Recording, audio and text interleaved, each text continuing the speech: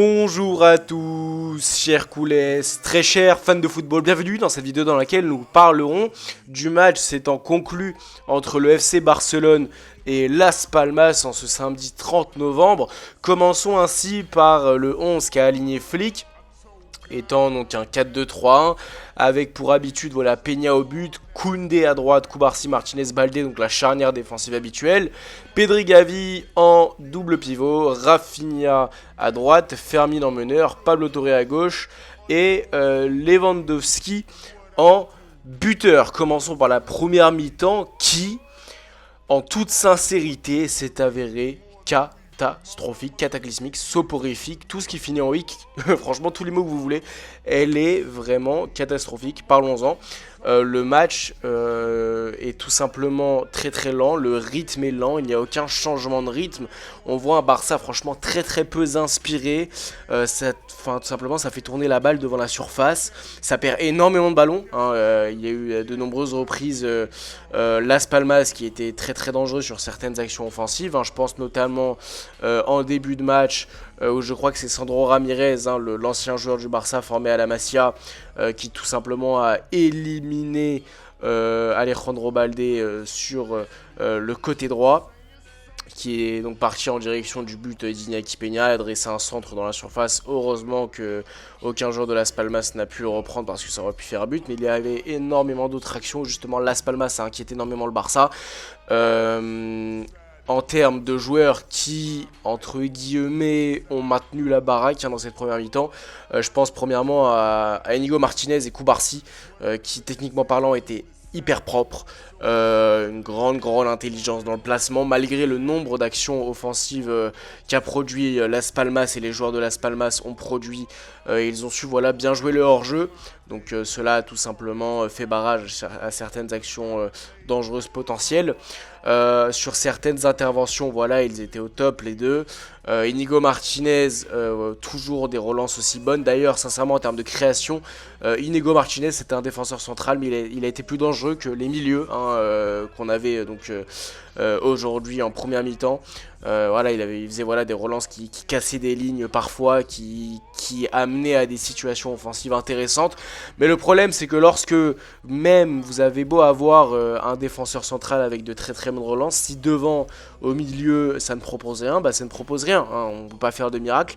Là, je fais une référence notamment à Fermin Lopez, qui, je suis désolé, il n'a aucune, soyons francs, il n'a pas de qualité de création en cette première mi-temps, bien sûr, hein, je précise. Franchement, on n'a pas vu le Fermin Lopez qui, de manière générale, était présent, frappait à la surface, n'avait pas peur d'aller vers le but. On a vu un Fermin Lopez qui avait assez peur, hein, qui souvent recevait le ballon, soit mettait une passe en arrière, ou soit il allait vers l'avant, mais avec beaucoup de déchets techniques. En outre, Fermin Lopez s'y trouvait Pablo Torre, mais Pablo Torre, on peut pas lui en vouloir parce qu'on le voit pas souvent dans cette saison, hein, tout simplement, donc il n'a pas forcément les automatismes, mais il n'a pas été très très mauvais non plus, juste il a été neutre, hein, soyons francs. Lewandowski aussi, sincèrement, Lewandowski, il se doit tout simplement d'avoir justement son sujet traité, car en effet, Lewandowski, techniquement parlant, c'était horrible. Je vous le dis, Lewandowski, il a raté énormément de contrôle, des passes à 2 mètres, il n'y arrivait pas. Voilà, hein, techniquement, c'était vraiment pas bon, ne serait-ce que dans le domaine du placement non plus. Lorsque l'attaque justement du Barça allait vers le but, on ne sait pas pourquoi Lewandowski lui est reculé, il était souvent à contre-courant, c'était vraiment très compliqué pour le Polonais. Parlons ainsi donc de la seconde mi-temps, hein, en effet, Lamine Yamal, bah oui, parce que le Barça justement perd cette première mi-temps, dans le sens où ils sont obligés de gagner, de mettre 2-3 buts à Las Palmas, hein, mais ils perdent dans le sens où ce n'est pas normal de finir en match nul cette première mi-temps, et c'est pas normal de faire la prestation qu'ils ont fait. Donc Lamine Yamal tout simplement rentre en tant que héros, avec l'étiquette de héros, de sauveur, sauf que Lamine Yamal rentre à la place de Pablo Torre, et le Barça tout simplement se prend un but 3 minutes après la rentrée de Lamine Yamal, de Sandro Ramirez, hein, voilà. Un double pivot qui s'est tout simplement fait ouvrir, hein, Iñaki Peña, qui est d'ailleurs par exemple de tout reproche, hein, sur le but de Sandro Ramirez. Voilà, c'est un but tout simplement de contre-attaque, hein. Il fait un contrôle de la poitrine, il se l'emmène vers son pied droit, il frappe. filet opposé tout simplement, bah, ça fait 1-0 pour Las Palmas. Une grosse réaction du Barça, notamment lorsque vraiment il y a eu tous les changements, donc la sortie de Koundé qui a fait une première mi-temps assez mauvaise, la sortie de Gavi. Pour le coup, je n'ai rien à redire puisque Gavi, voilà, il est sorti d'un an de blessure sur les ligaments croisés, donc c'est vraiment relativement compliqué de lui reprocher quelque chose, surtout que selon moi, voilà, il a tenu la baraque, excusez-moi. Ferran Torres, pareil, il rentre à la place de Fermin Lopez. Fermin Lopez, heureusement qu'il sort parce qu'à titre personnel, j'ai vraiment trouvé que Fermin Lopez, pour le coup, était vraiment trop brouillon. Hein. C'était vraiment compliqué pour lui. Il n'a rien apporté offensivement comme défensivement d'ailleurs. Lors de ses passes, il jouait souvent de manière très prudente avec la peur, comme j'ai dit, de façon antérieure. Donc c'est bien de l'avoir sorti. Et franchement, j'aimerais parler de l'entrée de Ferran Torres.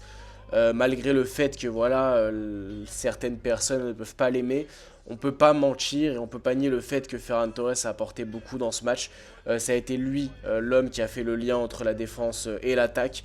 Il a fait justement le rôle, il a joué le rôle que Dani Olmo tout simplement joue de manière habituelle lorsqu'il est là. Mais là, il était remplaçant, il n'est même pas rentré. Voilà, je pense que c'est parce qu'il a voilà, des complications physiques. Donc Ferran Torres a tout simplement fait le travail que Fermin Lopez aurait dû faire et était censé faire.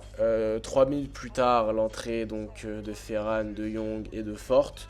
Rafinha marque sur une action exceptionnelle en petits espaces, les passes dans les petits espaces, comme le Barça a l'habitude de faire. Voilà, c'est normal lorsque voilà, vous mettez un vrai homme qui fait le lien entre la défense et l'attaque, forcément ça change tout.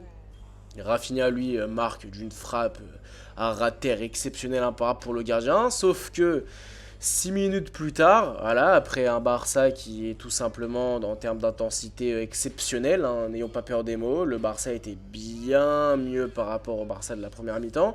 Oui, le Barça se prend un but à la 67e sur une contre-attaque complètement anodine de Las Palmas, hein, un long ballon vers l'avant. Et il faut savoir quelque chose, c'est que Barcelone, certes, le placement de la ligne défensive, on l'a beaucoup adulé, lorsque justement le Barça savait jouer le hors-jeu et manier de manière parfaite le piège du hors-jeu. Sauf que le problème est que lorsque la ligne défensive du Barça est composée de deux joueurs qui jouent uniquement, exclusivement tous les matchs, mais les deux autres défenseurs étant les latéraux qui furent donc Gérard Martin et Hector Forte, ces deux-là ne sont pas habitués à jouer tout simplement avec le Barça de manière constante, et donc n'ont pas forcément les automatismes de placement, ce qui fait que en fait sur l'action et du but de Las Palmas, toute la ligne défensive du Barça se place entre guillemets afin d'éviter d'éviter le hors-jeu, d'éviter le but, excusez-moi, mais de faire justement le piège du hors-jeu. Mais le seul qui est mal placé, c'est Hector Forte. Hector Forte, on peut pas lui en vouloir parce que Hector Forte n'a pas l'habitude de jouer avec le FC Barcelone. En ce début de saison, Hector Forte, justement, ça a toujours été Koundé en latéral droit. Certes, Hector Forte est complètement fautif, et je le redis, mais d'ailleurs, il n'a pas que fait ça comme mauvaise action. Il a fait aussi d'autres mauvaises choses. Hector Forte, sa rentrée est vraiment très mauvaise lui aussi. Mais on peut pas lui en vouloir parce qu'il est jeune et parce qu'il n'a pas l'habitude de jouer avec justement cette ligne défensive. Et lorsque justement dans le système de Flick il y a un tel travail minutieux dans justement le piège du hors-jeu, savoir bien se déplacer, comment, à quelle seconde, puisque voilà, tout est une histoire de seconde près. Hein. Si voilà, un défenseur se déplace malheureusement pas à la seconde identique que l'autre défenseur, le piège du hors-jeu est fini.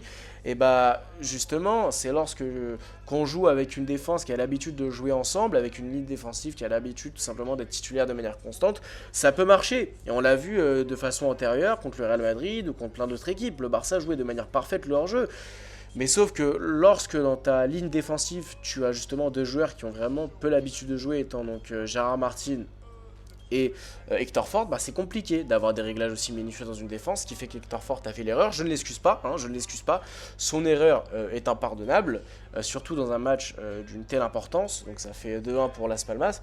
Puis après, le Barça, voilà, essaye tout simplement. Ils essayent d'attaquer, ils essayent d'amener du danger, mais il faut savoir quelque chose, c'est que le FC Barcelone, l'équipe en elle-même, ne peut pas tout simplement se permettre d'avoir des joueurs comme ça qui, entre guillemets, sont les pierres angulaires de la tactique. C'est pas parce que demain on a Fermin Lopez en milieu offensif que ça y est, il n'y a plus de jeu. C'est pas parce que demain on n'a plus Lamine Yamal que ça y est, il n'y a plus de jeu.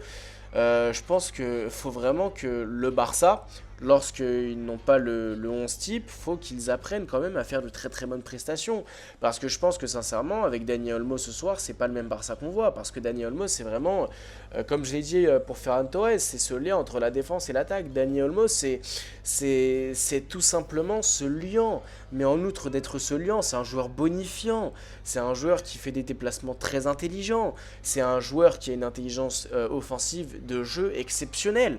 Donc voilà, moi je pense que sincèrement, la pierre angulaire, entre guillemets, du système tactique de Flick se passe en fait dans tout le placement, dans tout le périmètre en fait, entre le double pivot et le meneur de jeu. Sauf qu'en l'occurrence, lorsque en termes de double pivot on perd Marc Casado, et lorsque, en meneur de jeu, on a Fermi Lopez qui malheureusement ne remplit pas les conditions nécessaires afin de justement modifier le jeu du Barça, afin de remplir les conditions et les critères que demande le jeu et le système tactique de Flick, eh bien c'est compliqué.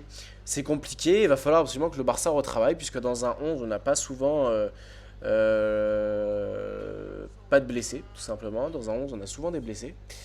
Et il va falloir tout simplement que tous les joueurs du Barça, remplaçants ou pas, s'adaptent et essayent au moins d'être au niveau face à Las Palmas. Et en conclusion, les bons joueurs, entre guillemets, ceux qui sont sortis du lot, furent tout simplement, à titre personnel, Rafinha et Ferran Torres. Hein. Le reste, franchement, si, quoique il s'y trouve la ligne défensive centrale. Donc, Pau Cubarsí, Inigo Martinez qui franchement a été exceptionnel dans ses relances, il a fait un bien fou. Franchement magnifique, mais sinon le reste, voilà, Lewandowski toujours aussi brouillon dans sa seconde mi-temps, toujours aussi compliqué, voilà, sur les deux dernières actions qu'il a, donc 94e et 97e, il les rate complètement, il joue mal les coups, donc voilà, c'est pas digne d'un numéro 9 de classe mondiale. Énormément de choses à retravailler, le Barça perd l'avance qu'il avait face au Real Madrid, puisque là le Real Madrid va jouer ce week-end et va sûrement remporter son match. Et il ne faut pas oublier que le Real Madrid comporte un match en moins face à Valence. Donc voilà. Sur ce, cher Koulès, n'hésitez pas à me dire ce que vous en pensez dans les commentaires. N'hésitez pas à me dire si selon vous le Barça tout simplement peut redresser la barre, puisque là on traverse une mini période de crise entre guillemets. Je pense à titre personnel bien sûr que le Barça peut remonter la barre lorsqu'on voit de quoi ils furent capables cette saison, les joueurs en tout cas, je pense qu'ils ont vraiment cette capacité en eux, voilà, de redresser la barre tout simplement et de redresser le niveau. On verra face au match à Majorque le 3 décembre à 19h. Sur ce, cher Koulès, n'hésitez pas à liker, commenter, à vous abonner. À très bientôt.